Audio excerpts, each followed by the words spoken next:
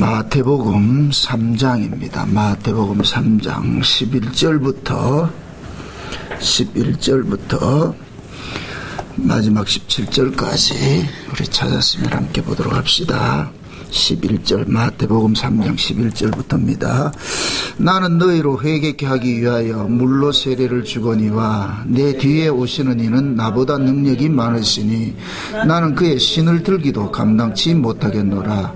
그는 성령과 불로 너희에게 세례를 주실 것이요 손에 키를 들고 자기의 타작마당을 정하게 하사 알곡은모와 곡간에 들이고 죽정이는 꺼지지 않는 불에 태우시리라. 이때에 예수께서 갈릴리로서 요단강에 이르러 요한에게 세례를 받으러 하신대 요한이 말려 가로되 내가 당신에게 세례를 받아야 할 터인데 당신이 내게로 오시나이까. 예수께서 대답하여 가라사대 이제 허락하라. 우리가 이와 같이 하여 모든 의를 이루는 것이 합당하니라 하신대 이에 요한이 허락하는지라.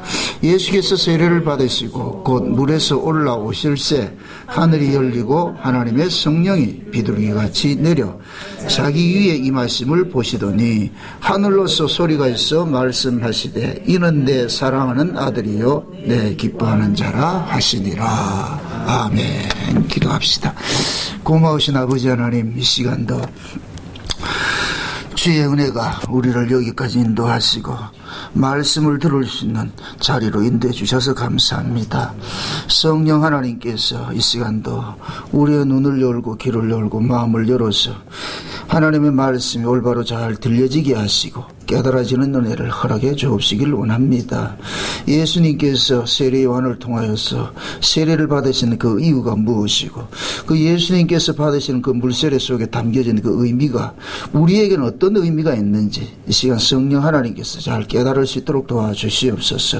그래서 예수님께서 일어나는 모든 사건들이 우리의 구속사를 위한 사건, 나의 이야기로 들려질 수 있는 은혜를 허락해 주시옵소서. 그래서 우리가 항상 하나님의 말씀을 들을 때마다 그 말씀들이 나를 향한 말씀, 주님의 그 사랑의 말씀으로 들려지게 도와주시옵소서. 이 시간도 주께서 들려주시는 그 사랑의 말씀들이 우리 마음, 우리 귀에 달콤하게 들리게 하시고 그 말씀을 통해서 우리가 이 시간도 위로받는 시간들이 되어지게 도와주시옵소서. 감사를 드렸고 그리스도 되신 예수님의 이름으로 기도합나이다. 아멘. 지난 시간에 우리가 세례 요한이 광야에서 이렇게 외치는 소리를 이사야 40장의 말씀을 응하는 것이라 그렇게 했습니다. 그 이사야 40장의 말씀이 무슨 내용인가 하면은 이스라엘 백성들이 바벨론에 포로되어 있다가 돌아오는 것을 이제 이야기를 하고 있거든요. 근데 그 속에 바벨론 포로에서 돌아오는 그 이야기를 왜 세례 요한이 물세례를 주는 것으로 이야기를 하느냐. 지금 세례 요한이 광야에서 외치고 물세례를 준다는 이야기는 결국에는 지금 뭡니까? 광야와 대척점에 있는 예루살렘이 지금 뭐냐? 바벨론이란 얘기예요. 구약에는 이스라엘 백성들이 바벨론의 포로로 잡혀 있었지만은 예수님이 초림으로 오셨을 때 그 모습이 곧 뭐냐면은 예루살렘 성전이 뭐냐? 바벨론 돼가지고 백성들을 포로로 붙잡고 있는 거예요. 그게 율법이거든요. 그래서 하나님께서 세례 요한을 통해 가지고서 그 율법 아래에 있는 자들, 바벨론에 포로 잡혀 있는 자들, 그 외식 신앙, 그 다음에 그 바리새인의 그 신앙과 사두개인의 그 신앙을 대표적으로 두 신앙을 세례 요한은 독사라 그래도 독사의 자식들아 그렇게 표현을 했단 말이죠. 그들이 그 외식된 그 신앙이 결국 이스라엘 백성들로 하여금 율법 아래 포로로 잡고 있는 그런 모습이란 말이죠. 그래서 세례 요한이 광야에서 이사야 40장의 그 말씀을 인용을 해가지고서 외치는 거예요. 그러니까 세례 요한이 그러는 거예요. 나는 이 소리가 내 소리가 아니고 이미 이사야 선지자가 예언했던 그 소리다. 그래서 내가 광야에 외치는 자의 소리로 나타났다. 그래서 하나님께서는 그 이사야를 통해서 말씀하신 것이지 복역의 때가 끝났다. 복역의 때가. 그 복역의 때가 끝났다 얘기는 하나님께서 정한 때까지 가둬놨다는 얘기예요. 우리 갈라디아 4장에 볼 것 같으면은 하나님께서 유업을 얻을 아들인데 어렸을 때는 초등학문 아래, 청지기 아래 가둬놨다 그랬어요. 잠시 종으로서. 그래서 우리 신앙이 반드시 그 과정을 겪게 돼 있어요. 그 율법 아래에서 종노릇 하다가 때가 되면은 건져내는 것으로 되어 있단 말이죠. 그러니까 예수님께서 이 땅에 오신 것은 결국 뭐냐, 정한 때가 됐기 때문에 오신 거예요. 정한 때가 됐기 때문에. 이제 구약의 이스라엘 백성들이 율법 아래에서 신음할 대로 신음하는 거예요.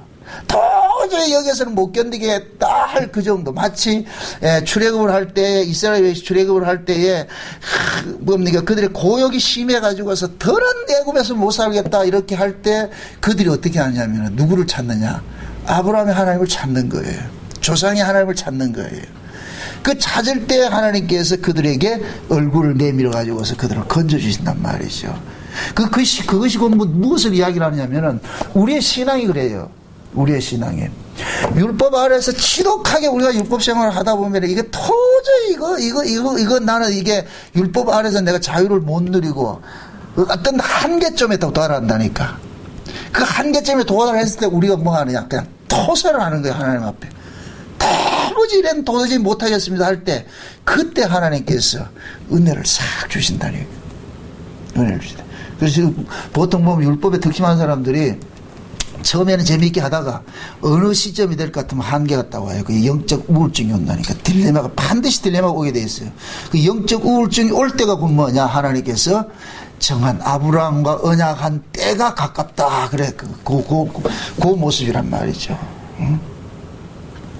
왜 평상시에는 재미있게 룰루랄라 재미있게 잘하다가 그때 가가지고 이렇게 그런 한계점이 오냐.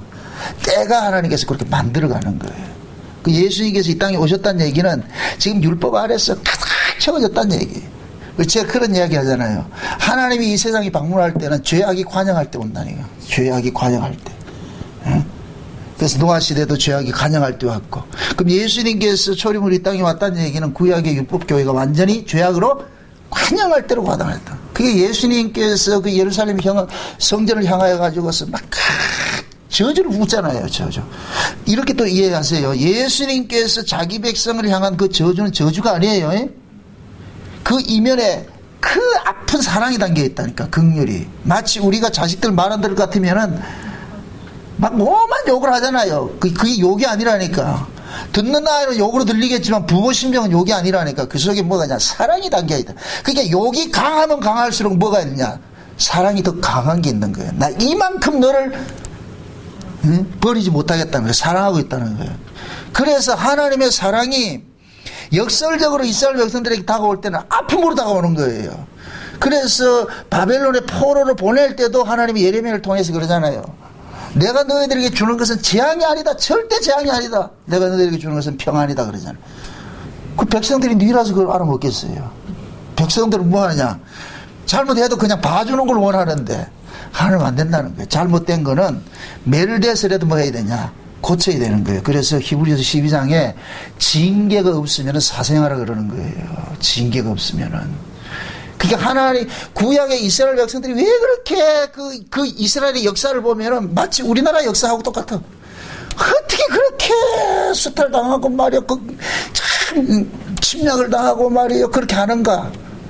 그게 하나님께서 강대국을 옆에 붙어 놔놓고 말 안 들으면 좁혀는 거예요. 좁힌다. 잘 할 때는 뭐 하냐, 요놈들 기 딱 죽여버린다니까. 탁 나왔다. 그게 이스라엘 백성들이 잘못하면 이 싹이 싹 트면은 얘들 다 힘을 키운다니까. 힘을 키운다니까. 딱 정점이 됐을 때 어떻게 하냐, 이놈들 들어가지고서 멸되는 거예요. 멸되는 거예요. 응? 그러니까 몽둥이로 사용하는 거예요. 몽둥이로. 항상 이방인들은. 지금도 마찬가지예요. 세상의 정권은 하나님의 백성들을 다스려가는 몽둥이에요. 몽둥이. 응? 지금 한국교회는 위기예요. 위기. 위기가 뭘로 다가오느냐, 세상이 한 교회를 우습게 여기는 쪽으로 다가오는 거예요. 세상이. 지금은 이 교회는 세상에, 과거에는 이 교회가 세상에 조금 영향이 있었다니까.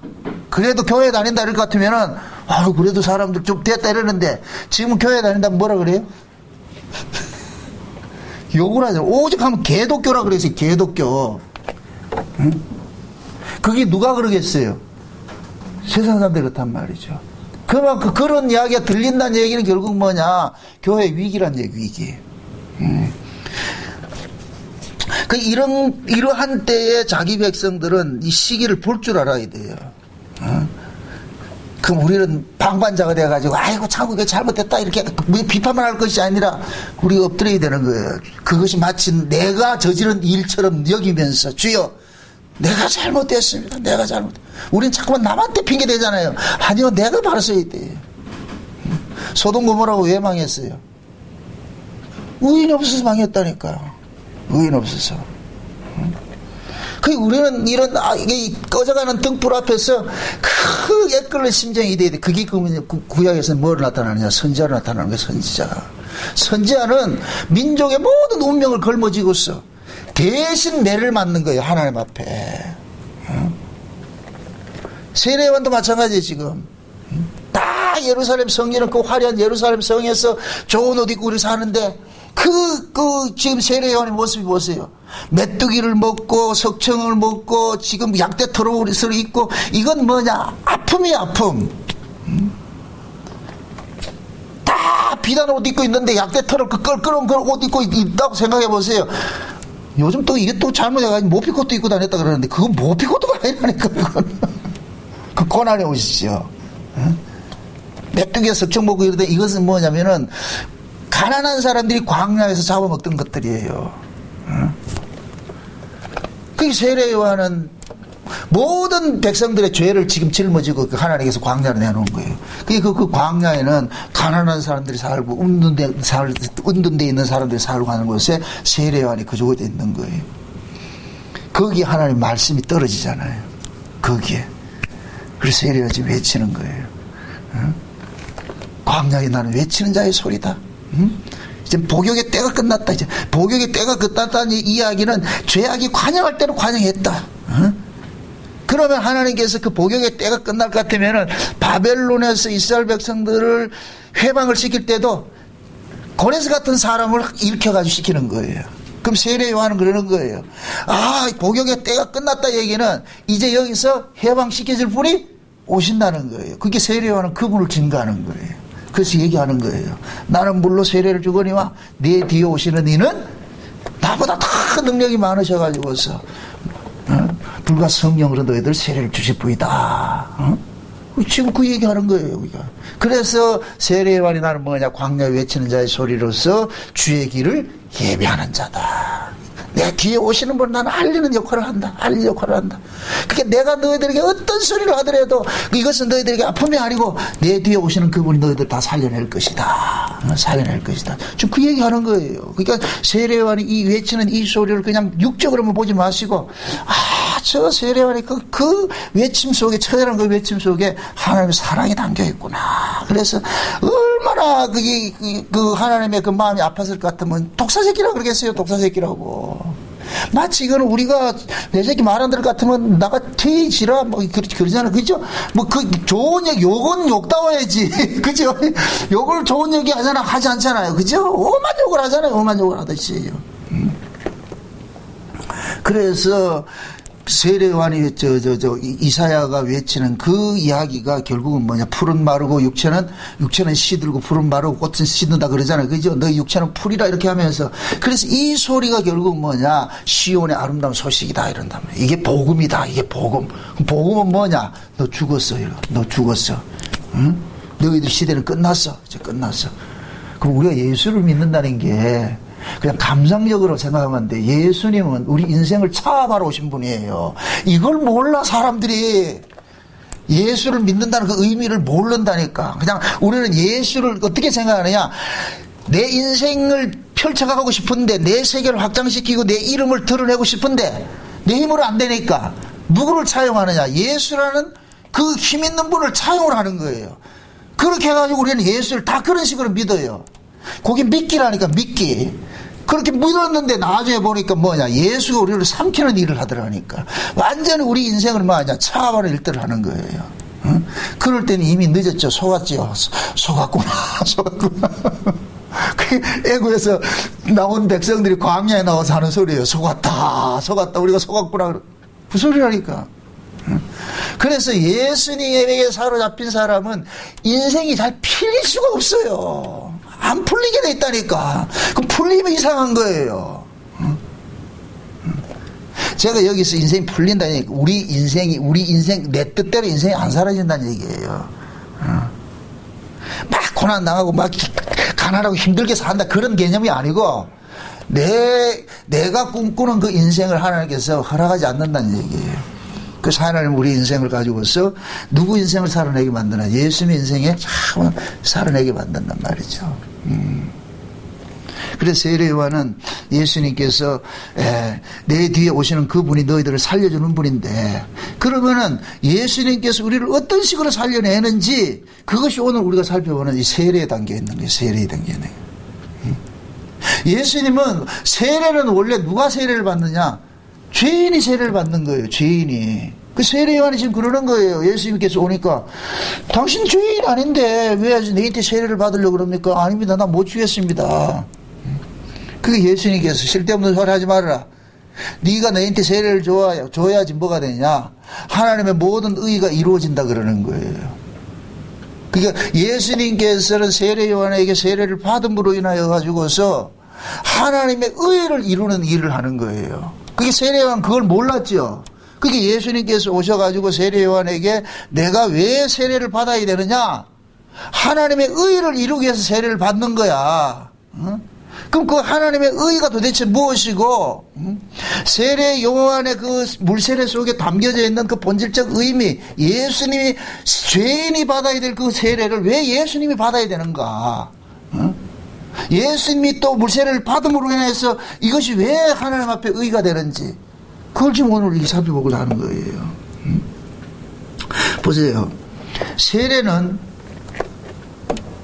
사람을 죽이는 거예요. 물속에 잠긴다 이 얘기는 죽이는 거예요. 이 모습이 구약의 이스라엘 백성들이 애굽에서 나올 때에 홍해바다를 건너는 것으로 설명을 했단 말이에요. 그래서 고린도전서 10장의 사도 바울은 이스라엘 백성들 홍해바다 건널 것을 뭐로 보냐? 세례를 받았다 그런단 말이에요. 모두가 세례를 받았다. 홍해를 건넌 것이 세례를 받았단 말이에요. 그럼 그 세례를 받는 것은 뭐냐? 애굽의 사람을 죽이는 거예요. 애굽의 사람을 죽이는 거예요. 애굽의 사람을 죽이고 홍해바다에서 올라올 때, 그리고 이스라엘 백성들이 홍해바다에서 올라올 때 마른 땅을 걸어왔다 그러거든요. 마른 땅. 그 마른 땅을 걸어와서 위로 올라왔다, 무트로 올라온 그것은 뭐냐? 새 사람으로 거듭나는 거예요. 새 사람으로 태어난 거예요. 그러니까 광야에 나온 홍해바다를 건너서 나온 이스라엘 백성들은 새로운 사람인 거예요. 새로운 사람. 근데 하나님은 지금 새로운 사람으로 그렇게 그들을 만들어 놨는데 얘네들은 아직까지 그걸 모르고 있는 거예요. 새로운 사람에게는 그 하나님이 이스라엘 백성들이 광야에 딱 나오니까 너희들은 새로운 사람이다. 이제는 저 애굽 사람이 아니고 하나님의 사람이다. 하늘 사람이라는 것을 보여주기 위해서 하늘에서 양식을 주시더란 말이에요. 하늘에 만나를 주셔가지고서 먹이더란 말이에요. 그래서 계속해서 그 정체성을 알려주는 거예요. 너는 땅에 속한 자가 아니다. 그러니까 애굽은 뭐가 되느냐? 땅이 돼버리고, 광야는 뭐가 되냐? 하늘이 돼버리는 거예요. 그래서 광야에 나오니까 하나님께서 그들 앞에서 하늘을 상징하는 시내산 꼭대기 하나님 강림을 하시는 거예요. 그래서 모세를 대표로 해가지고 불러왔잖아요. 그래서 사도 바울은 고린도서 10장에서 이야기를 할 때 모세에게 속하여 홍해바다 세례를 받았다 그러는 거예요. 모세에게 속하여. 그러니까 이스라엘 백성들이 나올 때 누구 안에서 안겨서 나왔냐? 모세 안에서 안겨 나온 거예요. 모세 안에서. 그것이 지금 신약식으로 이야기할 것 같으면 우리가 세례를 받는 것은 누구 안에서 세례를 받느냐? 예수 안에서 받는 거예요. 예수 안에서. 아멘? 아멘. 그러면 오늘 이 답이 여기 쉽게 나와요. 예수님이 혼자 세례 받았는데 그 속에 지금 누가 담겨 있느냐? 우리가 담겨 있는 거예요. 우리가 담겨 있다니까. 그러니까 이렇게 될 것 같으면 예수님은 뭐냐? 온 인류의 자기 백성들의 뭐냐? 대표로 지금 뭐하냐? 세례 받는 거예요. 물세례 받는 거죠. 그렇죠? 그러니까 이스라엘 백성들은 내국에서 나와가지고서 광야에 나오니까 하나님께서 그들의 정체성을 알려주는 거예요. 넌 땅의 백성이 아니고 하늘의 백성이다.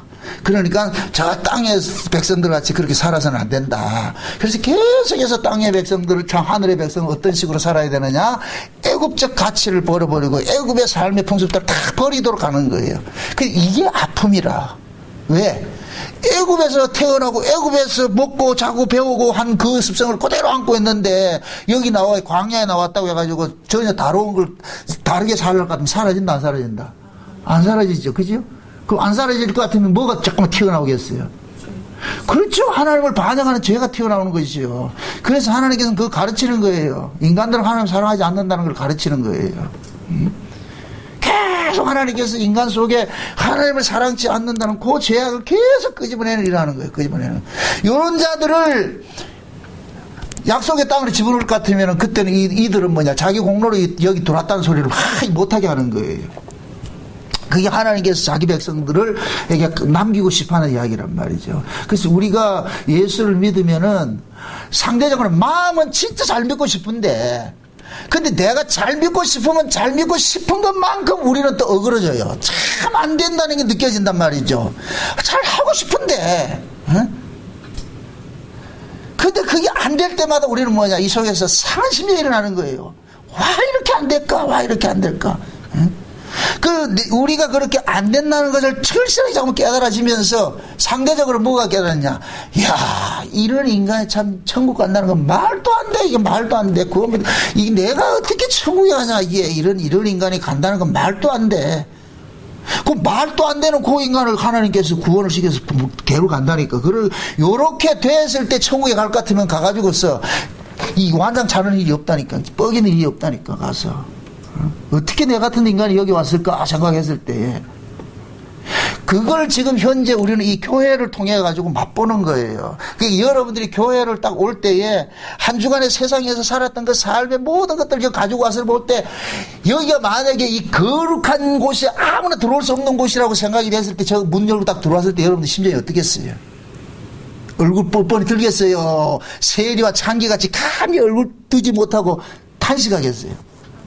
탄식하는 마음이 생겨야죠. 탄식하는 마음이. 그래서 우리는 교회 왔을 때마다 큰 아픈 심정이 일어나야 된다니까. 말씀을 들으면서도 찔림이 와야 되고, 그 찔림을 통해서 상한 심정이 일어나야 되고 말이죠. 그럼에도 한 가지 희망이 뭐냐, 이런 나를 용서해 주시구나, 사랑해 주시구나. 그것을 우리가 받아가야 돼. 그럴 때 우리가 내가 산다는 그 자체가 뭐냐, 하나님의 은혜고 사랑이고 긍휼이란 걸 깨닫게 되는 거예요. 우리는 신앙이 성경적 지식을 많이 쌓아가는 게 아니에요. 어떤 사람은 참 착각을 하는데, 성경적 지식, 여러분들 이 성경 전체의 어떤 그런 이 지식을 몰라도 돼요. 이 모든 성경을 한마디로 압축을 딱 할 것 같으면 뭐가 나와야 되냐? 사랑이 나와야 돼. 사랑. 아멘? 예. 그래서 여러분들의 신앙의 끝자락에 가가지고서 진짜 사랑만 남아야지, 예? 어떤 성경적 구절 아는 어떤 지식, 그게 나오면 안 돼요. 그 사람은 지금 스스로 쏟고 있다니까. 그래서 지금 예수님께서 구약의 마지막을 이제 정리를 하러 오신 거예요. 정리를 하러. 그래서 세례 요한이 지금 나타나가지고서 구약의 이스라엘을 몽땅 어디 하냐, 물속에 잠그는 일들을 하러 온 거예요. 근데 참 중요한 것을 보세요. 세례 요한에 의해 가지고 물속에 잠겨져 봐야 아무런 소용이 없어요. 세례 요한에 의해서 잠겨져 가지고 소용이 없다니까. 우리가 보세요. 율법을 통해 가지고 우리가 죄인이라는 사실을 깨닫는 거 물론 중요해요. 그러나 그 깨닫는 것이 중요한 것이 아니고, 우리의 이 죄를 누군가가 대신 담당을 해줘야 되는 거예요. 그게 복음이라니까. 세례 요한이 물세례를 주는 것은 그들의 죄를 세례 요한이 담당하는 자가 아니에요. 그냥 고발하는 역할을 하는 거예요. 고발하는 역할. 만약에 병원에 가가지고서 우리 병이 있는 거 그냥 뭡니까, 진단만 해주고 고쳐주지 않을 것 같으면 이거 사람 미친다니까. 고쳐주는 것이 있어야 진단도 고마운 것이지, 고치지 못할 걸 진단해 보세요. 오히려 그 아는 것 때문에. 그래서 모르면 약이고 알면 병이라고 그러는 거예요. 그게 보세요. 세례 요한이 베푸는 그 물세례하고 예수님께서 세례 요한으로부터 받는 이 물세례는 본질적 의미에서 달라요. 다른 이유가 뭐냐면은 보세요. 세례 요한은 백성들로 하여금 죄를 고발하는 일들을 하는 거예요. 죄를 고발하는 일들을 하는데 예수님께서 세례 요한으로부터 세례를 받는 것은 백성들의 모든 죄를 대신 짊어지는 것으로 돼버린다. 짊어지는 것으로. 그걸 지금 오늘 이 본문에서는 뭐라 그러냐. 예수님께서 너가 나에게 세례를 베풀므로 인해서 우리가 이 모든 하나님의 의를 이루는 것이라 그렇게 이야기를 한다니까. 세례 요한을 일컬어 가지고서 율법과 선지자의 마침이라 그러죠. 그죠? 율법과 선지자. 그러니까 세례 요한은 구약의 마지막 사람이에요. 구약의 마지막 사람이 세례 요한인데 그 세례 요한을 구약의 마지막 사람은 구약 이스라엘의 타락을 지금 가지고 있단 말이죠. 그러니까 보세요. 구약의 이스라엘 백성들의 그 타락상을 세례 요한은 물세례를 베풀므로 해서 그들을 죽이는 일을 하잖아요. 그죠? 그러면은 세례 요한이 구약을 마지막 대표로 하는 사람이기 때문에 그러면 세례 요한의 이 죄를 누군가가 대신 짊어져야 된다니까. 짊어지지 않을 것 같으면 세례 요한은 그냥 끝나는 거예요. 그러니까 세례 요한도 누구를 기다려야 되느냐? 자기 뒤에 오시는 이 예수를 기다려야 되는 거예요. 예수님께서 오셔서 자기 죄를 짊어져줘야 되는 거예요. 근데 세례 요한은 그렇지 모르고 있단 말이죠. 그래서 예수님께서 오셔가지고서 세례 요한한테 세례 주라 네가 내 베풀어라니까 세례 요한 아닙니다. 이렇게 하니까 예수님께서 아니다 이놈아, 네가 나에게 세례를 줘야지. 그럼 세례라는 의미가 뭐냐? 세례 요한이 예수님의 머리에 안수한단 말이죠. 그러면은 안수라는 이 개념은 곧 뭐냐? 안수를 하는 사람이 안수를 받는 사람에게 전이가 되는 거예요. 이게 구약의 이스라엘 백성들이 성막에서 제사를 지낼 때에 흠없는 짐승 잡아와가지고 안수를 하잖아요. 그러면 내 죄가 지금 누구한테 다운로드 되는 거예요? 그 짐승에게 다운로드 되잖아요. 그죠? 그 짐승은 지금 내 죄를 짊어지고 뭐가 되느냐? 죽는 것이 돼버리는 거예요. 그러면 원칙적으로 할 것 같으면은 예수님께서 세례 요한을 안수를 해야 되는데 지금 여기서는 거꾸로 그림이 그려졌잖아요. 그죠? 거꾸로 그림이 그려졌잖아요. 거꾸로 된 이 모습이 왜 그러냐면은 세례 요한은 구약의 율법과 선지자의 마침이라서 구약 이스라엘은 죄인을 상징한다니까. 타락된 자를 상징한단 말이죠.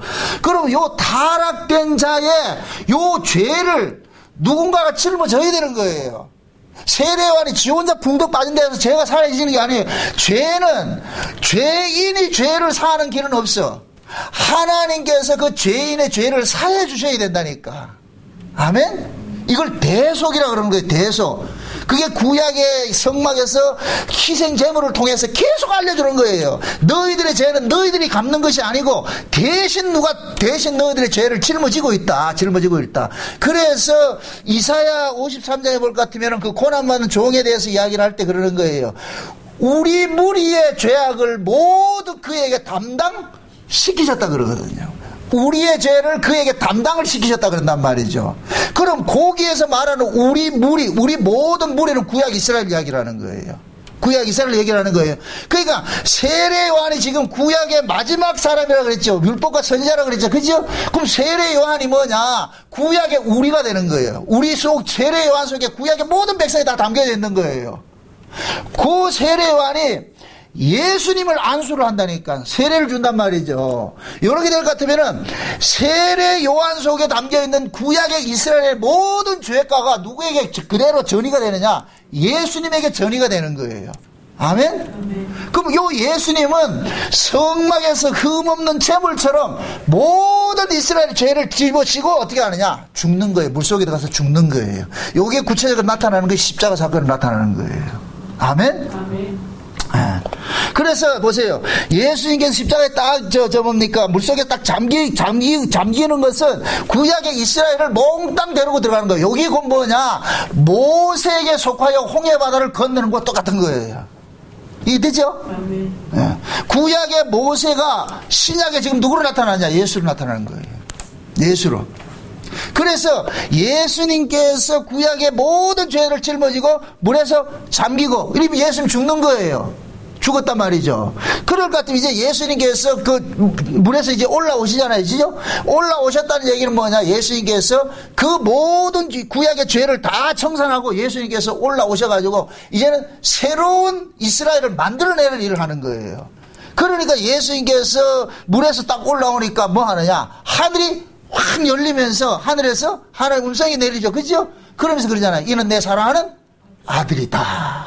아들이다 그런단 말이죠. 응? 그러니까 보세요. 예수님께서 요단강에 세례를 받으시고 딱 올라올 때 성령이 임하는데 그 성령의 모습이 무엇으로 나타나요? 비둘기 모양으로 나타나죠. 그죠? 비둘기 모양으로 나타나죠. 그 성령이 비둘기 모양으로 딱 나타나는 이 이유가 있어요. 왜 비둘기 모양으로 나타나느냐? 성경을 볼 것 같으면 이 비둘기가 하는 일이 있어. 그거 뭐냐? 창세기 1장 2절을 볼 것 같으면은 하나님께서 천지를 창조하셨는데 그 창조한 그 세상의 모습이 뭐예요? 혼돈과 공허와 흑암이 깊음 중에 있는데 여호와의 신이 그 위에 수면 위에 운행을 하죠. 그 여호와의 신이 수면 위에 운행하는데 이스라엘의 그 탈무드에 볼 것 같으면 여호와의 신이 비둘기 형체로 운행을 했다고 그렇게 나타난다니까. 비둘기 같이. 요 모습이 구체적으로 언제 나타나냐? 노아 홍수 때 나타난다니까.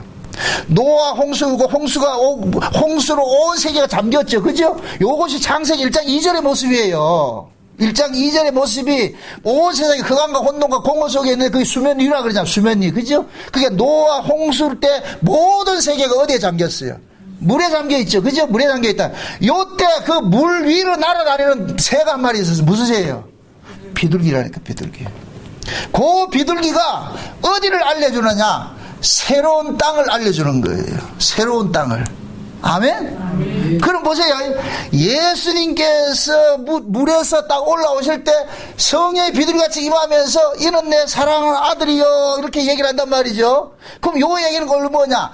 이 예수가 마치 비둘기가 노아 홍수 때 비둘기가 새로운 땅을 안내해 줬듯이 이 예수가 너희들을 새로운 땅으로 인도하실 분이야. 그걸 알려주는 거예요. 그럼 이 예수가 안내하는 그 새로운 땅이 어디냐? 하늘이라는 거예요. 아멘? 그래서 예수님께서 요단강에서 올라올 때 하늘이 확 찢어진 거예요. 이 사건을 예수님께서 십자가에 죽으실 때 성소의 휘장이 찢어지는 게 나타나는 거예요. 그 성소의 휘장이 찢어진 걸 예수님께서 히브리서에 뭐라 그러냐? 하늘 지성소로 들어갔다 그런다는 거예요. 예수님께서. 그럼 예수님은 혼자가 아니에요. 누구를 대표하는 자예요? 자기 백성을 대표하는 자잖아요. 그죠? 자기 백성을 대표하는 자. 예수님이 십자가에 죽으실 물속에 잠길 때도 자기 백성을 몽땅 안고 죽었고, 그럼 예수님께서 물속에서 올라오실 때 자기 백성을 몽땅 안고 올라오는 거예요. 그럼 이제 예수님이 올라오셨는데 성의 비둘기같이 임하면서 하늘이 하늘문이 확 열려버리잖아요. 그죠? 그 하나님께서 인정을 해주는 거예요. 이 예수가 너희로 하여금 새로운 세계, 하늘의 세계로 인도할 분이다. 그러니까 너희는 저 말을 들으라 그러는 거예요. 아멘? 아멘. 네. 요렇게 될 것 같으면 보세요. 현재 있는 이 이스라엘은 이스라엘이 아닌 거예요. 이제 예수님께서 새로운 이스라엘을 만들어내는 거예요. 그 새로운 이스라엘이 어디에 속한 자냐? 하늘에 속한 자라니까. 하늘에 속한 자. 그럼 그 하늘에 속한 자는 어떤 사람이 하늘에 들어가느냐? 예수 그리스도를 통해 가지고 성령으로 거듭나는 사람이 들어가는 거예요. 그래서 예수님께서 물세례를 받으실 땐 자기 백성의 모든 죄를 짊어지고 죽으셨고 올라와서 성령이 비둘기같이 임하고 그러면서 이분은 너에게 성령으로 세례를 베풀실 분이라 이렇게 얘기를 하는 데는 예수님께서 자기 백성들을 성령으로 거듭나게 해가지고 어디로 고르느냐? 하늘나라로 데려가는 일들을 한다니까. 그래서 신약에서는 육으로 난 자는 다 죽여버리고 성령으로 거듭난 사람들을 하나님의 아들들이라 그런다. 이게 영적 이스라엘이 되는 거예요. 영적 이스라엘을 하니까 어떤 사람들 시비 거는 사람인데 영적이라는 건 성령으로 거듭났기 때문에 영적이라 그러는 거예요. 아멘? 육으로 난 건 육이고 성령으로 거듭난 것을 영이라 그런다니까. 그래서 영적 이스라엘을 그런다니까. 그럼 천국은 누가 가요? 혈과 육은 하나님 나라를 위협으로 받는다 못 받는다? 못 받죠. 이건 육적 이스라엘은 못 간다는 얘기예요. 육적 이스라엘 속에 예수님께서는 육적 이스라엘 속에 있는 자기 백성들을 영적 이스라엘 만드는 일을 하는 거예요. 이게 요단강에서 나타난 거예요. 나타난 거. 아멘?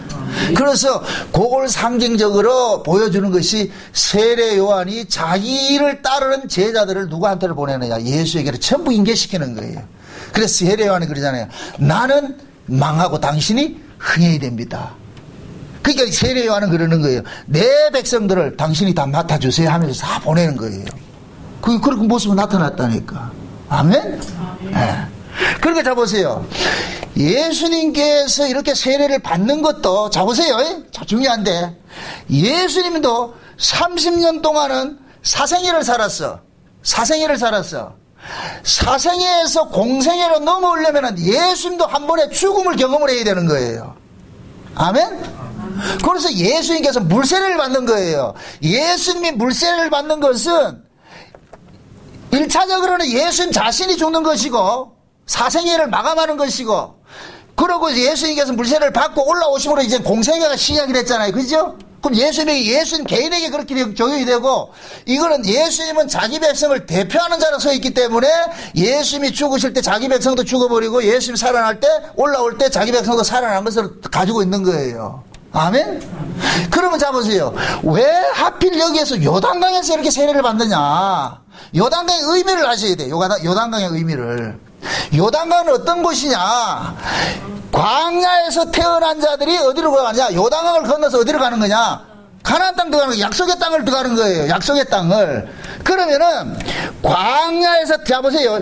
애굽에서 태어난 자들은 홍해바다를 건너가지고 광야로 나왔고, 그러면 가나안 땅에 들어간 자들은 누가 들어갔느냐? 애굽에서 나온 자가 들어간 것이 아니고 광야에서 태어난 자들이 가나안 들어갔잖아요. 그죠? 그럼 광야에서 태어난 이들이 어디로 들어가느냐? 요단강을 거쳐가지고서 가나안을 들어가는 거예요. 요단강에 세례를 받는 거예요. 아멘? 그럼 자 보세요. 애굽에서 나올 때는 모세에 속해서 홍해바다를 건넜죠. 그럼 그 모세는 누구를 상징한다고 그랬어요? 예수를 상징한다고 그랬죠. 이건 육체로 오신 예수를 상징하는 거예요. 그러면은 모세가 광야에 나와가지고서 이스라엘 백성들을 가나안 입구까지 딱 데리고 인도해놔놓고 하나님께서 모세를 데려가 버린다니까. 모세는 데려가고 모세에게 부속된 자를 지도자를 세우는데 그가 누구예요? 여호수아라니까. 여호수아. 아멘? 자 보세요. 여호수아는 모세에게 나왔어요. 근데 이 여호수아가 광야에서 태어난 자들을 요단강을 건너게 해가지고 가나안 땅으로 데려간단 말이죠. 그럼 요 모습은 그 뭐냐? 육체로 오신 이 예수가 자기 백성을 죄와 사망으로 율법으로부터 건져낸단 말이에요. 건져내잖아. 그죠? 건져내고, 이건 예수님께서 물세례를 나타나는 거예요. 건져내고, 그 다음에 뭐냐? 물세례를 받은 자들을 다시 살려내는 일을 해야 되잖아. 성령으로 살려내는 일을 해야 되잖아. 그 성령으로 살려낼 것 같으면 예수님께서 성령으로 오셔야 되는 거예요. 그건 언제 오느냐? 예수님께 십자가에 죽으시고 부활한 후에 성령으로 오시는 거예요. 그게 실제 성령 세례는 언제 일어나느냐? 예수님 십자가 사건 끝나고 나가지고 오순절이 임해야 이 일이 일어나는 거예요. 그러니까 장차 3년 후에 일어날 일들을 예수님께서 미리 하는 거예요, 지금. 아멘? 그러니까 예수님이 3년 후에 십자가에 죽고 성령으로 다시 오시는 이 모습을 3년 전에 지금 뭐 하느냐? 요단강에서 지금 세례요한을 통해가지고 지금 미리 맛배기로 보여주는 거예요. 보여준다니까. 그럼 자 보세요. 요단강의 세례의 의미가 여호수아는 광야에서 태어난 자들을 요단강을 건너가가지고서 가나안 땅 들어갔잖아요. 그죠? 그럼 자 보세요. 여호수아는 성령으로 오신 예수 그리스도를 상징한다니까. 모세는 육체로 오신 예수 그리스도를 상징하고 여호수아는 성령으로 오신 예수 그리스도를 상징한다면 성령으로 오신 이 예수 그리스도가 자기 백성들을 몽땅 안고 들어가느냐? 약속의 땅으로 데려가는 거예요. 아멘? 그래서 요단강에서 세례가 나오는 거예요. 요단강 세례가. 그냥 세례부터 갈릴리 바다가 세례 베풀어도 돼요. 갈릴리 바다는 그냥 호수라니까 호수 바다가 아니고 거기서 해야 되는데 왜 요단강에서 하느냐? 그 의미를 얘기를 해주고 있는 거예요. 요단강을 건너가면 이건 다른 세계. 이스라엘 백성들은 다른 세계라니까. 응? 그 다른 세계가 뭐냐? 하나님의 약속의 땅이라는 거예요. 아멘? 그러니까 지금 예수님께서는 요단강에서 세례요한을 통해 가지고 물세례를 받고 성령 세례를 통해 여기 그 하는 이 모습이고 뭐냐? 장차 예수님께서 이 땅에 자기 백성들을 하나님 나라로 데려가는 것들을 예표적으로 지금 그림으로 지금 보여주고 있다니까. 그럼 우리는 이 그림 속에 누구를 봐야 되느냐? 우리의 모습을 봐야 되는 거예요. 아, 예수님께서 십자가, 세례 요한에게 물세례 받는 것은 나도 예수님 물속에 담길 때 나도 같이 잠겼구나. 그 예수님께서 올라오실 때 성령이 비둘기같이 임해가 하늘으로 확 열렸을 때에, 아, 나도 예수님과 합해 있기 때문에, 한 몸이기 때문에 예수님과 더불어서 어디로 올라가느냐? 하늘로 올라가는 사람이 됐구나. 아멘? 그래서 우리를 하늘의 백성이라는 것을 하나님께서 알려주기 위해서 하늘나라를 예표하는 교회로 불러가지고서 하늘의 양식을 상징하는 하나님의 말씀을 주는 거예요. 아멘? 그러니까 우리가 이 하나님의 말씀을 듣는 것은 그냥 이 성경 이야기가 아니고, 그래서 지금 신약에서는 문자적으로 성경을 보는 것이 아니고 문자 속에 담겨있는 영적인 것을 성경을 보는 거예요. 그러니까 성령이 오면은 이 문자 속에 담겨있는 영의 이야기를 끄집어낸다는 거예요. 영의 이야기를. 이해되죠? 네. 그러니까 지금 예수님께서 요단강에 세례받는 이 모습 속에는 전부 우리의 구원 이야기가, 우리가 죽고 우리가 살아나는 이 구원 이야기가 이 속에 다 담겨져 있다니까. 그러니까 예수님 한 분을 보지 말고, 저 예수님하고 내가 지금 예수님을 업히고 있다고 생각하세요. 그 품속에 있다 생각하시라고. 그럴 것 같으면은 예수님께서 일어나는 이 모든 이야기가 나의 이야기가 되는 거예요. 나의 이야기. 성령이 우리 가운데서 그것을 깨닫게 해주는 거예요. 그럼 우리는 이 성경을 볼 때마다, 아, 예수님의 이런 모습 속에 내가 여기 담겨 있구나. 그럼 이 말씀이 남의 이야기가 아니라 내 이야기로 들려질 때 이 성경이 꿀송이 같이 달아지는 거예요. 주야, 이것이 내 이야기였군요. 이렇게 하나님께서 보여주셨군요. 아멘? 네. 그래서 예수님께서는 보세요. 자기 백성들을 딱 이렇게, 몽땅 안고 십자가에 죽으시고, 몽땅 안고 십자가에 살아나시고, 그 몽땅 안고 어디로 들어가느냐? 하나님 나라로 들어가는 거예요. 데려간다니까. 그래서 예수님께서 이 땅에 오신 것은, 지난 시간에 우리가 살펴봤어요. 아버지께서 내게 주신 자는 마지막 날에 다시 살리는 것이라 그랬잖아요. 그럼 예수님이 나중에 재림을 하실 것 같으면은 진짜 이 뭡니까? 이 세상에 속해 있는 이 세상에 있는 자기 백성들을 전부 끌어모아가지고서 어디로 데려가느냐? 하늘로 데려가는 것으로 말해주고 있는 거예요. 그래서 예수님 재림하실 때 천상의 나팔 소리가 호령과 천상을 올 때 온 세계 만국에 뭐예요? 자기 천사들을 보내가지고 자기 백성들을 모은다 그러죠, 그죠? 크게 모으는 거예요. 그 모아가지고 어디로 데려가냐? 공중으로 끌고 올라가는 거예요. 공군기으로. 그러니까 이 요단강에서 일어났던 요 사건이 실제적으로 언제 일어나느냐? 나중에 2000년 후 예수님 재림하시면은 요게 실제로 나타난다니까. 그래서 예수님이 지금 우리에게 주신 것은 영적으로 구원을 주신 것이고, 진짜 실제적 구원은 언제 오느냐? 예수님 재림하시면 주신다니까. 아멘?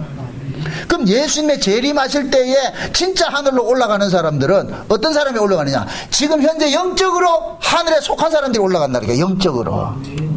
그럼 영적으로 하늘에 속한 사람들은 지금은 교회에 와서 이 세상에 살아가면서 어떻게 하느냐? 세상에 속한 자로 사는 것이 아니라 세상 속에서 속하지 않는 자의 모습으로 살아가는 게요. 그게 곧 뭐냐? 비둘기 모습이라니까. 비둘기 모습.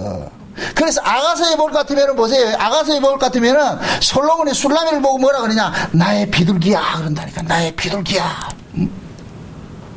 그럼 노아 홍수 속의 비둘기는 어떤 모습이라고 그랬어요? 홍수에 잠겨있는 고기를 뜯어먹는 것이 아니고, 비둘기는 죽은 고기를 뜯어먹는 것이 아니에요. 그럼 까마귀들이 먹죠. 근데 비둘기는 뭐냐? 그 홍수에 잠겼을 때 접촉할 데가 없어가지고 계속 비상을 하다가 다시 방주로 돌아왔잖아요. 그죠? 그래서 비둘기가 다시 나갔을 때 뭐냐? 새로운 땅에 있는 것을 새 감람나무 잎사귀를 가져와서 노아에게 알려주잖아요. 그 노아는 뭐냐? 그 새 감람나무 잎사귀, 새로운 감람나무 잎사귀라는 이 얘기는 뭐냐? 감람나무는 성령을 상징하고 비둘기는 성령을 상징하는데, 비둘기가 물고 온 그 감람나무는 뭐냐? 이 세상에 속한 것이 아니고 새로운 세상이라는 거예요. 새로운 세상. 아멘? 그걸 일컬어서 뭐라 그러냐? 아라라산이라고 그런다. 아라라산. 아라라산이라는 그 뜻이 뭐냐? 거룩한 산이라는 뜻이에요. 거룩한 산. 그러니까 그 비둘기가 노아를 어디로 인도했냐? 거룩한 산으로 인도한 거예요. 그 거룩한 산이 신약으로 올 것 같은 어디냐? 시온산이라니까. 시온산. 아멘? 그 시온산에 누가 올라가느냐? 이 땅의 홍수 속에서 살아난 자들이 올라가는 거예요. 물 속에서 건진받은 자들이 올라가는 거예요. 그러면 비둘기 같은 성령을 받은 성도들은 이 세상을 접촉하고 사느냐? 아니에요. 비록 이 땅에 살지만 이 세상의 가치로 살지 않는 거예요. 그래서 성령으로 거듭난 신자들의 삶은 세상에 속한 사람과 다른 삶의 모습이 당연히 나타나게 되어 있다니까. 아멘? 아멘. 그러니까 그 사람이 교회를 다니느냐 아니냐 이건 전혀 중요한 것이 아니에요. 그 사람이 어떤 사고방식으로 살아가느냐가 그 사람의 정체성이라니까.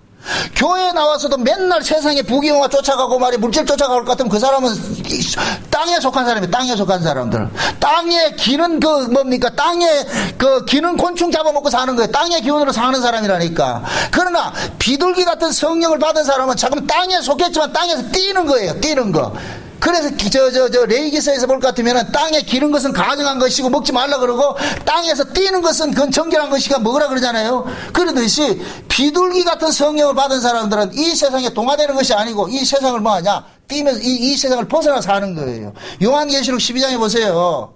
예수님께서 십자가에 죽으시고 승천하시고 나니까 사단이 화가 나가지고 이 땅에 있는 예수님에게 속한 자들을 떠내려가기 위해서 뱀이 입에서 뭐를 토한다 그래요. 물을 토하는데 홍수를 해가지고 떠내려가게 만들죠. 그 뱀의 말이 지금 이 시대는 뭐냐? 교회 안에 홍수를 이루고 있다니까. 홍수를 이루고 있다니까. 그 뱀의 말이 다른 것이 아니에요. 땅의 이야기라니까. 땅의 이야기. 모든 성경을 정말 땅차원으로 해석하는 거예요. 땅차원으로. 문자적으로 땅차원으로 해석하면 그게 뱀의 말이라니까. 아멘? 아멘. 그럼 신자들은 성령으로 거듭난 신자들은 이 성경을 보면서도 성경 속에 문자 속에 담겨있는 무엇을 거느냐? 하늘의 이야기를 듣는다고. 하늘의 이야기를. 아멘? 그럼 그 하늘의 이야기가 어떤 이야기냐? 예수님께서 자기 백성들을 이 세상에서 뽑아내는 일을 하는 거예요. 그래서 우리는 뭐냐? 비록 이 세상에 살아가는 삶이 우리 인생의 전부가 아니니까 우리는 지나가는 뭐예요? 나그네라 그랬어요. 그죠? 우리는 고아와 과부와 나그네라 그랬어요. 이 땅에 우리는 속한 자가 아니에요. 그럼 고아와 과부와 나그네의 삶이 윤택하겠어요? 핍절하겠어요? 핍절하죠. 당연히 핍절하죠. 그러나 돌아갈 곳이 있기 때문에 그걸 소망 삼아 살 수가 있다니까. 아멘? 아멘. 그래서 하나님께서는 구약 속에서도 비둘기가 어떤 일을 하는지 그걸 다시 설명을 보여줬다니까. 특히 우리가 레위기서를 살펴보면서 보면은 그 비둘기가 하나님 앞에 제물로 드려질 때가 있죠. 그죠? 비둘기가 드려질 때 문둥병자도 그렇고 유출병자도 그렇고 말이죠. 속죄일에 드려지는 그 지난 시간에 우리 살펴봤을 때 속죄일에 드려지는 그 제사 속에 비둘기 2마리가 나오죠. 그죠? 산비둘기, 집비둘기 나온단 말이죠. 이것도 의미가 있다니까. 산비둘기, 집비둘기는 뭐냐? 집비둘기는 뭐냐? 집에서 키우는 것이고 산비둘기는 뭐예요? 날아가는 것이죠. 그죠? 집비둘기는 곧 뭐냐? 비둘기를 성령이라 은유적으로 이야기를 할 것 같으면은 집안에 거하는 비둘기는 뭐겠어요? 우리 안에 내주하는 성령이죠. 내주하는 성령. 아멘? 우리 안에 내주하는 성령이 있고 우리 바깥에서 일하는 성령이 있어요. 그래서 이걸 N성령, E피성령이라고 그랬어요. N성령은 내주하는 성령이에요. 우리 안에 들어올 것 같으면 집비둘기 같이 우리 집에서 산다니까. 우리 안에서. 그래서 우리 몸을 뭐라 그래요? 성령이 거하는 전이라 그러잖아요. 집비둘기가 사는 집이라니까. 이해되죠? 요렇게 집비둘기가 사는 요 성령이 거하는 전이 된 사람을 하나님께서도 성령의 보호로 이를 지켜야 되잖아요. 이게 외적 성령이라니까. 성령이라니까. 여기 산비둘기라네. 산비둘기. 이해되죠? 집비둘기, 산비둘기 의미가 그런 의미가 있다니까. 그러니까 보세요. 하나님 앞에 제물로 드릴 때 집비둘기 드리고 산비둘기 드리는 이 이유는 곧 뭐냐? 우리 성령으로 거듭난 이 성도는 성령께서 거듭나게 한 이 성도는 성령께서 끝까지 지켜주신다는 거예요. 이 세상을 우리 힘으로 못 살아가. 성령께 지켜주셔야 돼. 그래서 성령이 오시고 성령이 온 사람에게 성령이 뭐 하느냐? 진을 치고 지켜주는 거예요. 아멘? 아멘. 그래서 우리는 그 성령의 도움으로써 이 홍수 같은 세상, 이 세상을 이기는 거예요. 이 홍수에 접촉되지 않고 이 홍수 속에서 물 속에 잠기는 것이 아니라 비둘기처럼 물 위를 날아서 다닌다니까. 물 위를. 이 세상의 가치를 초월해서 살아가게 된다니까. 아멘? 아멘. 신자가 보세요. 살아가면서 여러분들이 왜 삶이 힘드냐? 세상적인 가치가 여러분들을 장악을 하고 있기 때문에 힘든 거예요. 세상적인 가치가 나를 장악하게 될 것 같으면 이 세상적 가치는 다른 거 아니에요. 물질적 가치라는 거, 물질적 가치. 그러면 우리는 뭐냐? 계속해서 이 물질의 가치에 따라서 우리는 널뛰듯이 한다니까. 물질 있으면 기쁘고 물질 없으면 짜증나고. 이게 결국 뭐냐? 세상의 걸 가지고 살아가는 거예요. 근데 신자는 세상의 가치로 사는 것이 아니라 하늘의 가치로 사는 사람이라니까. 하늘의 가치로. 그러니까 하늘의 가치로 살아가는 그 사람에게는 이 땅의 것들이 있으면 좋고 없어도 그것 때문에 중리산이 하지 않는다니까. 그러니까 우리 심령 속에 물질적 가치가 자리 잡지 못하고, 성령께서 우리 안에서 물질적 가치가 자리 잡지 못하고 하늘의 가치가 자리 잡도록 계속 우리 마음을 뭐하냐? 주장을 하고 있는 거예요. 아멘? 그럼 성령이 우리 마음을 주장을 할 때는 뭐냐? 비록 내가 세상에서 가진 것 없고 세상에서 내가 잘난 것 없다 할지라도 그것 때문에 낙심하지 않고 하늘의 소망을 가지고서 뭐하냐? 내가 이겨내는 거예요. 그래서 신자들은 늘 하나님의 말씀을 통해서 위로를 받고 그 말씀이 주시는 그 위로 속에 하늘의 소망이 담겨져 있다니까. 그러니까 우리는 이 말씀을 통해 가지고 늘 어디 이야기를 소망 삼느냐? 하늘의 이야기를 소망 삼는 거예요. 그게 신자라니까. 그게 뭐냐? 물 위를 날아다니는 비둘기 모습이라니까. 비둘기 모습. 아멘? 아멘. 그럼 지금 보세요. 예수님께서 요단강에서 딱 올라오셔가지고 하나님께서 딱 인정을 해주잖아요. 이 예수가 바로 너희들로 하여금 어디로 데려오느냐? 하늘로 데려올 분이다. 그래 세례 요한도 그러잖아요. 이 예수의 말을 들으라 그러잖아요. 응? 보라 세상 죄를 지고 가는 하나님의 어린 양이로다 그러잖아요. 어린 양. 너희들은 이분의 말을 들어야 된다 그러잖아요. 그러니까 세례 요한은 보세요. 자기가 예수님에게 세례를 베풀면서 이 세례 요한도 예수님에게 세례를 베풀면서 세례 요한이 살아나는 거예요. 왜? 세례 요한의 죄가 누구에게 전이가 되기 때문에, 예수님에게 전이게 되기 때문에. 그럼 그렇게 될 것 같으면은 예수님은 세례 요한의 모든 죄를 안고서 죽었고 다시 살아날 때 세례 요한도 살아나는 것이 되어버린단 말이죠. 응? 그 모습 속에 누구 모습이 담겨있냐? 우리 모습이 담겨있다 그랬어요. 우리 모습이. 그러니까 지금 예수님께서 이 세례받는 이 모습 속에는 온 인류 자기 백성들의 죽었다 살아나는 이 모습이 다 담겨져 있는 거예요. 아멘? 네. 요 모습을 일컬어가지고 뭐냐? 하나님의 모든 의가 이루어지는 것이라 그런다니까. 모든 의가 이루어진다니까. 우리가 하나님 앞에 가는 때는 인간의 의로 가는 것이 율법의 의로 가는 것이 아니고 예수 그리스도를 믿는 믿음의 의로 가잖아요. 그죠? 그 예수 그리스도를 믿는 믿음의 그 의를 가는데, 그럼 그 예수 그리스도를 믿는다는 게 어떤 걸 믿는다는 거예요? 뭘 믿는다는 거예요? 예수님의 죽으심은 나의 죽으심이고, 예수님의 살으심은 나의 살으심이라는 이 사실을 믿는 거예요. 이건 우리 인간적으로 안 믿어지니까 성령이 오셔가지고서 믿어지게 하는 거예요. 그래서 예수님께서 내가 가면 다른 보혜사를 너희한테 보내줄 텐데 그 다른 보혜사가 오면은 너희들을 진리 가운데로 인도하고 내가 말한 모든 것들을 생각나고 지키게 할 것이야. 아멘? 그럼 그 성령은 오셔가지고서 누구의 것으로 우리로 하여금 적용을 시키느냐? 예수의 것을 가지고서 우리 안에서 적용을 시키는 일이라는 거예요. 그럼 예수님의 죽음은 나의 죽음이고 예수님의 살으심은 나의 살으심으로 그렇게 지금 보여지게 한다니까, 들려지게 한다니까. 그것이 지금 뭐냐? 이 요단강 세례 속에 담겨 있는 거예요. 담겨 있는 거. 그래서 반드시 우리도 보세요. 우리는 이 두 가지 이 과정을 지나야 돼. 물세례를 지나야 되고 성령 세례를 지나야 되는 두 세례를 받아야 되는 거예요. 그럼 그 두 세례는 뭐냐? 물세례는 어디에 있는 것이고 율법 아래 있는 것이고 성령 세례는 뭐냐? 은혜 아래로 있는 거예요. 그래서 구원의 순서가 뭐냐? 먼저 율법 아래 주어졌다가 은혜로 건져지는 거 되어 있는 거예요. 애굽에 던져졌다가 광야로 빼내는 것으로 되어 있다니까. 그러니까 애굽에서 광야로 빼내오는데 그 과정 속에 뭐냐? 예수님의 십자가 사건이 그 속에 담겨져 있는 거예요. 그래서 어린 양의 죽음으로서 죽음의 재앙이 살아나고 홍해바다 건너는 것도 나타나는 거예요. 아멘? 네. 그 지금 현재 보세요. 그럼 우리가 장차 천국에 간다. 그럼 지금 현재 우리의 모습이 어떤 모습으로 있어야 되겠어요? 천국은 누가 가요? 지옥을 경험한 사람이 천국에 간다니까. 지옥에 예수님께서 오신 것은 지옥에 있는 자들을 데려가다 왔다니까. 아멘? 이게 문자적 지옥이 아니고 죄와 사망을 지옥이라 이야기한단 말이죠. 그러면 이 지옥 같은 이 세상에 있는 자들을 예수님께서 데리고 빼내가지고 어디로 가느냐? 죄와 사망이 없는 곳으로 데려가는 거예요. 그래서 요한계시록 20장에 볼 것 같으면 21장에 볼 것 같으면은 새하늘과 새 땅이 오는, 예수님 재림 때 새하늘과 새 땅이 오는데 눈물 없고 고통 없고 사망이나 고하는 것이나 아픈 것이나 없는 곳이라 그러죠. 그죠? 그 세계라니. 그럼 그게 상대적으로 이 땅은 어떤 곳이에요?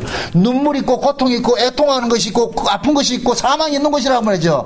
그 속에서 예수님께서 건져내가지고 상대적인 곳으로 데려가는 거예요. 그래서 우리는 신자들은 이 땅에서 지금 어떤 모습을 살고 있느냐? 지옥으로 살고 있는 거예요. 지옥으로. 하나님께서 지옥 속에 던져놓은 거. 그럼 그 지옥 속에서 있는 하나님의 백성은 날마다 누굴 기다리냐? 나를 여기에서 구원해 줄 분을 기다리는 거예요. 마치 롯이, 의로운 롯이 소돔 고모라의 그 타락된 도시 속에서 살지 못하고 그 마음이 아파서 늘 성문 어귀에서 누구를 기다리고 있는 것과 똑같은 거예요.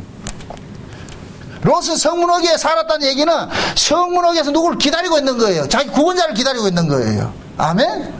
하나님께서 그 롯을 구원하기 위해서 누구를 보내느냐? 천사를 보낸다니까. 반드시. 아멘? 네. 우리도 마찬가지예요. 지금 이 땅이 소돔과 고모라 같은 곳이에요. 비록 우리가 소돔과 고모라에 살지만은 롯과 같이 우리 마음속에는 늘 뭐가 있냐? 하나님 나라를 소망하는 그 경건이 우리 속에 담겨져 있는 거예요. 아멘? 그것이 우리로 하여금 뭐냐? 세상과 타협하지 않고 세상과 물과 기름처럼 분리돼서 살게 한다니까. 응? 우리가 성령으로 거듭난 사람은 기름으로 거듭났다, 기름 부음을 입었다, 이 얘기는 이 세상은 물이니까 거기에서 뜨게 된다니까. 합류가 되지 못하고. 그렇게 이질적이니까 하나가 될 수가 없죠. 아멘? 그게 신자의 정체성이라니까. 그게 여러분들이 세상에 살면서 스스로의 정체성을 한번 확인해 보시라고. 나는 과연 세상에 속한 사람인가? 세상 사람들이 추구하는 그 가치관으로 살고 있는지, 아니면 내가 성경적으로 봤을 때 하늘의 가치관으로 살고 있는지 스스로를 알아보면 돼요. 이거 누구한테 확인받을 필요가 없고 스스로가 한다니까. 제발 여러분들의 신앙을 누구에게 추인받으려 하지 마세요. 이 땅에 추인해줄 사람 한 사람도 없다니까. 본인 신앙은 본인만 알아. 아멘? 그 아주 쉬운 얘기로, 산이 좋은 사람은 산으로 가고 물이 좋은 사람은 문으로 가듯이 세상이 좋은 사람은 세상으로, 교회를 붙잡아 놔도 세상으로 가게 돼 있고 여기 와서도 세상 걸 찾는데 뭐. 하늘이 좋은 사람은 세상에 던져놔도 하늘을 지향하고 살아가게 돼 있어요. 아멘? 그래서 그 사람이 살아가는 삶의 모습이 그 사람의 생명을 보여주는 거예요. 그 사람의 생명을. 그러니까 부디 여러분들이 가지고 있는 생명이 어떤 생명인지 늘 이 말씀을 통해서 검증을 받으시라고. 아멘? 그럼 만약에 성경 속에서 여러분들의 이 생명이 하늘의 생명이라는 것이 감정이 될 것 같으면은, 이 땅에서 내가 고난받는 것은 당연하구나, 이렇게 감사하고 사시라고. 그걸 원망하지 마시고. 아멘? 네. 그게 오늘 이 본문 속에 예수님께서 물세를 받고 성령세를 받는 그 모습 속에 담겨져 있는 거예요. 이 예수님의 이 모습이 우리 모습이에요. 우리도 물세를 받고 성령세를 받아. 그렇게 해서 우리는 하나님을 가른 거예요. 지금은 하나님께서 성령세를 받았다는 그 증거를 우리 안에 뭐냐? 성령을 보증으로 주신 거예요. 보증으로. 아멘? 성령이 우리 안에 보증으로 온 것이 성령세를 받은 거예요. 넌 내 것이라고 확증해 도장 꽉 찍어놨다니까. 도장을 찍어놨기 때문에 외적 성령이 또 와가지고서 우리에게 은사적으로 주는 거예요. 계속 보호해 준다니까. 지켜주신다니까. 아멘? 네. 우리를 지키는 것은 누가 더 급하냐? 우리보다 우리를 구원하신 예수님이 더 급한 거예요. 그래서 예수님께서 졸지도 아니하시고 주무시지도 아니하고 계속 우리를 지키는 일을 하는 거예요. 아멘? 예. 그래서 스가랴에서 볼 것 같으면은 이렇게 지키는 것을 하나님께서 불성각이 돼가지고 우리를 지킨다 그러는 거예요. 불성각이 돼. 여호와께서 불성각이 돼서. 한번 여러분 보세요. 광야 이스라엘 백성들, 그 넓은 광야에 이스라엘 백성들이 저렇게 불악으로 만들어가지고 살고 있는데 거기에 낮에는 구름 기둥, 밤에는 불 기둥으로 할 것 같으면 여기가 뭐가 되겠어요? 이쪽에서 봤을 때 쉬운 얘기로 위에 드론을 띄워가지고서 여기를 볼 것 같으면 어떻게 되겠어요? 불성각이지, 불성각. 아멘? 그 불성각인 그 이스라엘의 그 진이 그 뭐냐? 하늘의 천국을 상징하고 있는 거예요. 하늘의 천국을 상징하고 있다니까. 그것을 우리에게 개인적으로 얘기를 할 것 같으면 내가 지금 뭐냐? 광야 속에 있는 이스라엘 진이라니까. 아멘? 네. 그 속에 지금 뭐하냐? 예수님이 그러잖아요. 이스라엘 백성들은 성막을 중심으로 해서 12지파가 징치고 살았어요. 그죠? 그럼 그 성막이 실제적으로 지금 신약에 와가지고 누구한테 들어왔느냐? 우리 안에 성막이 이루어졌다니까. 여기가 성전이 되어버렸잖아요. 그죠? 그럼 여기가 성전이 되면은 성전이 뭐냐? 하나님이 지키시는 곳이란 말이죠. 그래서 우리가 성전이기 때문에 하나님께서 우리를 불성막처럼 지키게 하는 거예요. 성령을 보내주셔가지고서. 아멘? 그러니까 신자는 절대로 실패할 수가 없어요. 왜? 주님께서 지켜주시기 때문에. 아멘? 넘어질 수 있어요. 고난받을 수 있어요. 그러나 물속에 들어갈 때도 있고 불속에 들어갈 때도 있어요. 그러나 야곱아 너는 내 것이라 그런다니까. 내가 너를 지명하여 불렀다 그런다니까. 이 말씀이 믿어질 것 같으면 낙심하지 않지요. 이거 안 믿어지기 때문에 죽는 거예요. 안 믿어지기 때문에. 해병대 훈련을 받을 때 해병대 나온 사람들 그런 얘기를 해요. 수영을 못하는 사람도 깊은 바다 가서 빠뜨린다 그러잖아요. 그 바다 속에서도 안심하고 살 수 있는 것은 빠져가는 사람을 구조하는 사람들이 있기 때문에 이겨내는 거예요. 구조하는 사람 없으면 죽지. 항상 그 주변에는 구조대가 있다 없다. 여러분도 예능 프로그램 같은데 어디 바다 같은데 이런 데 나올 것 같으면 항상 자막이 나오죠. 구조대가 항상 여기 있고 그 이야기 나오죠. 그죠? 그거 있기 때문에 두렵지가 않은 거예요. 없다고 같으면 못하죠. 마찬가지라니까.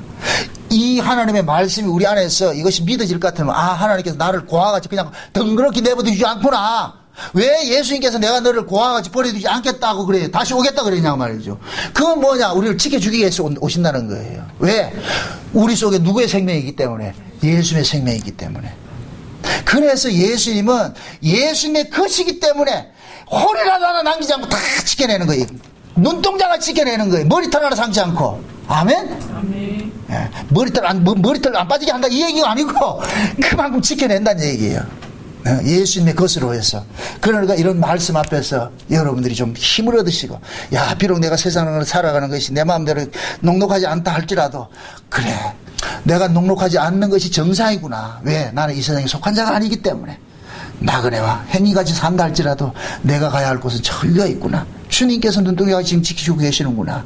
그렇게 생각하면은 우리는 이제 남차 예수님께서 열어놓은 그 하늘 문으로 올라가시자고. 아멘? 즉 예수님께서 오신다니까. 오시면 우리는 다시 그리로 올라가게 돼 있다니까. 그날 소망하면서 하루하루 여러분들 이겨내시기를 주의 이름으로 축원드립니다. 기도합시다. 아버지 하나님 감사합니다. 하나님께서 그 아들을 이 땅에 보내셔가지고 물속에 잠겨있는 자기 백성들을 전부 끄집어내가지고 하늘로 데려간다는 이 소식을 이 시간 우리가 물세오라 성령세례를 통해서 살펴봤습니다. 비록 이 땅에 살아가는 것들이 우리를 힘든 게 한다 할지라도 그것은 결국 우리가 이 세상에 속한 자가 아니라는 것을 확증시키기 위해서 주님이 주시는 것이라는 걸 알았습니다. 그러므로 고난이 닥친다 할지라도 그것 때문에 징징거리지 말게 하시고 그것 때문에 낙심하지 말게 하시고 하늘을 바라보면서 이겨낼 수 있도록 도와주시옵소서. 내가 너를 지명하여 불렀다고 하신 그 말씀이 날마다 우리 속에 잘 박힌 못처럼 새겨지게 하셔서 어렵고 힘들 때마다 너는 내 것이다 너는 내 것이다 하는 이 말씀이 우리의 기전을 울리게 하셔서 이겨낼 수 있도록 도와주시옵소서.